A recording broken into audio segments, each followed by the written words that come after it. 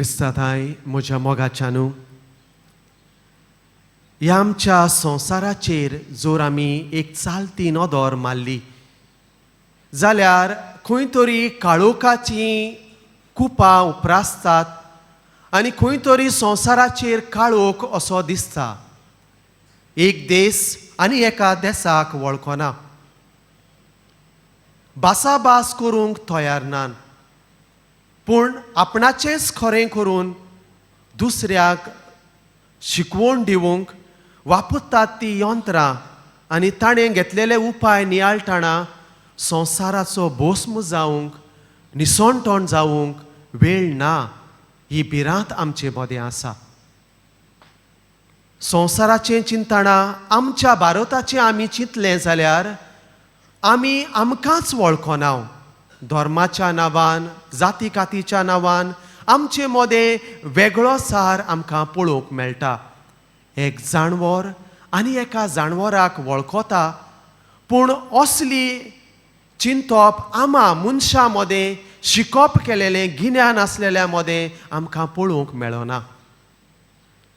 हें सगळें नियाळटा आसतना खंय तरी आमी मनशां वाट चुकल्या, काळोखांत आसाव अशें आमकां दिसून येता.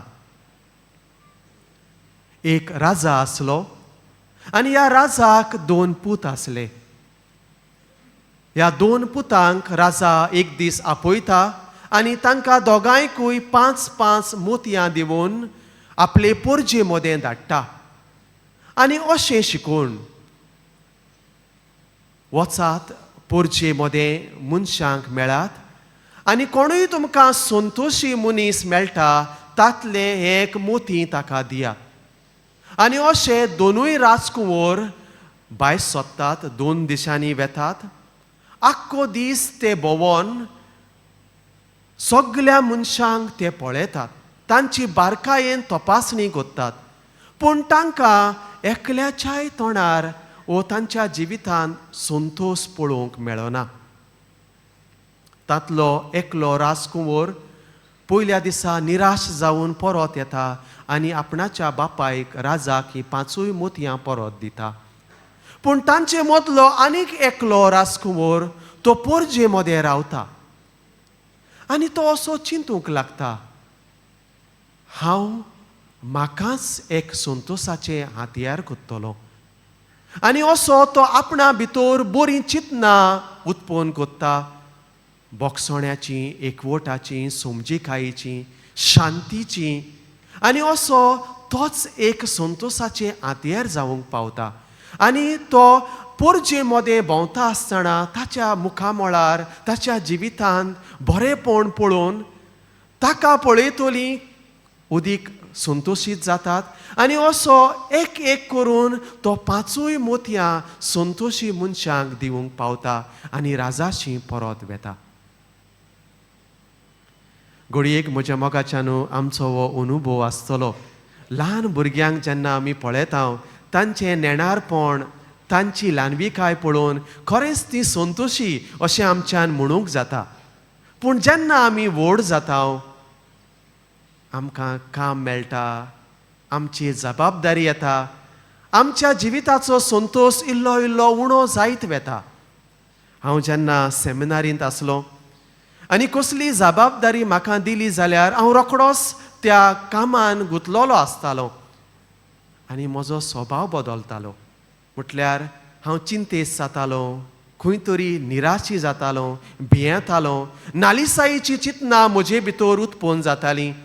आनी अशें घडटा आसतना एक देवदूत अशें म्हज्यान म्हणूंक जाता, म्हजोच एक साथीदार, म्हजेच बाराबरचो शिकपी सेमिनारिस्ट हें सगळें पळयतालो. म्हाका खबर नासली हांव कसो आसा तो, पूण तो म्हाका पळोवन जायते पावटी म्हजेशी येवन असो म्हाका लेणायतालो, म्हाका साळयतालो आनी म्हणटालो, टेन्शन बॉय, स्टे कूल.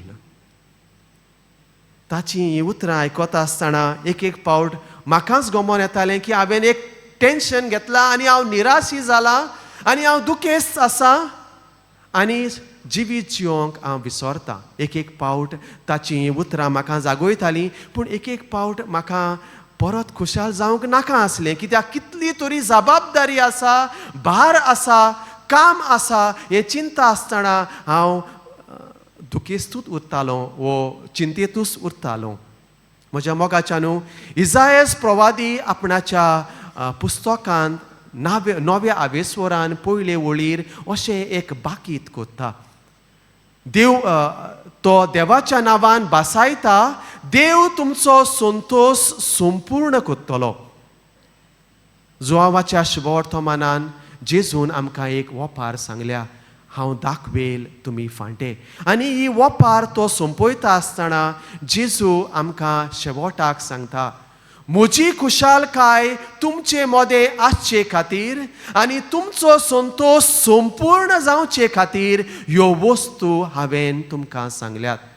म्हज्या मोगाच्यानू देवाचो सोब, देवाचो पूत आमचे मोदें आयला, तो आमकां खुशाल करूंक, आमकां संतोश करूंक. आनी देवाच्या उतरान बळ आसा. देवाच्या उतरा वरवीं जें देवान बासायलां तें सगळें पुरें जाता.